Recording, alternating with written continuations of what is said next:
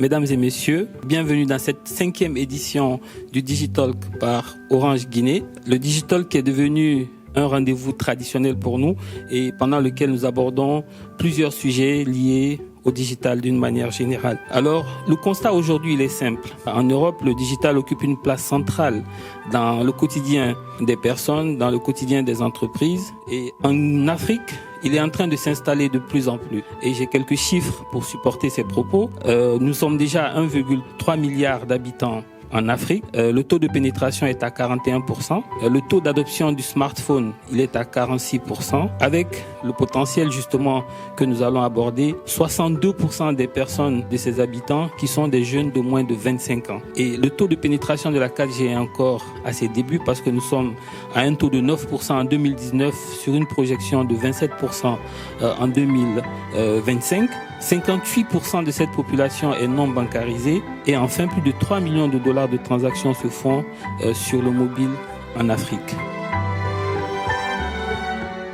Le digital se compose de 5 éléments qu'on appelle le SMAC 8. Aujourd'hui, ce sont des éléments qui sont arrivés au niveau du digital comme étant le contexte. Quand on parle de digital, on parle de social media, on parle de mobile, on parle aussi d'analytique. Et il faut penser aussi sur la partie cloud, sur laquelle tu peux aujourd'hui prendre ton site et le déployer afin qu'il soit accessible à tout le monde. Beaucoup font l'amalgame à dire que le digital vient remplacer l'humain, mais non. Donc le cœur du digital aujourd'hui, c'est l'humain. Ce qu'il faut savoir, c'est que pour faire cet accompagnement-là, il y a certains défis donc, à relever. Et ces défis passent déjà par l'humain et son acculturation et sa formation déjà au niveau de l'entreprise, au niveau des clients, pour qu'ils comprennent d'abord c'est quoi le digital et qu'ils s'en approprient. Ensuite, il y a ce qui arrive sur la partie infrastructure moderne, tout ce qui est donc data center qu'il faut mettre en place pour pouvoir héberger donc toute la partie données. Parce que le digital quand même demande une certaine transformation des processus, de la façon de faire. Et cela demande un accompagnement et une acculturation pour permettre aux gens de gérer toute la partie qu'on appelle conduite de changement.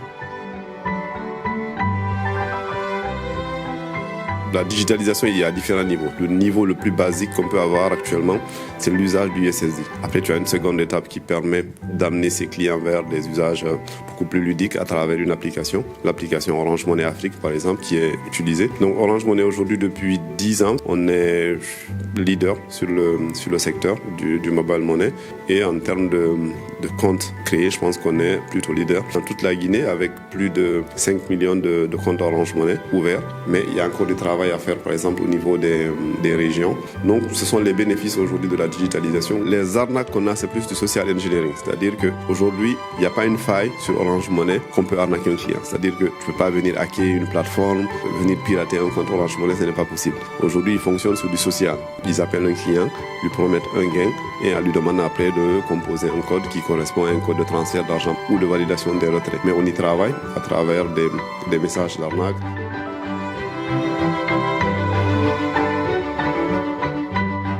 Le numérique, ça n'a pas que d'impact sur le travail. Ça a d'abord commencé à avoir des impacts sur les entreprises. Pour finir, je vais vous laisser sur une citation que j'aime de Yi King qui dit « Le sage, il forme sa personnalité en étant profond dans tous ses actes. » Soyez profond dans tout ce que vous faites. Forgez votre personnalité.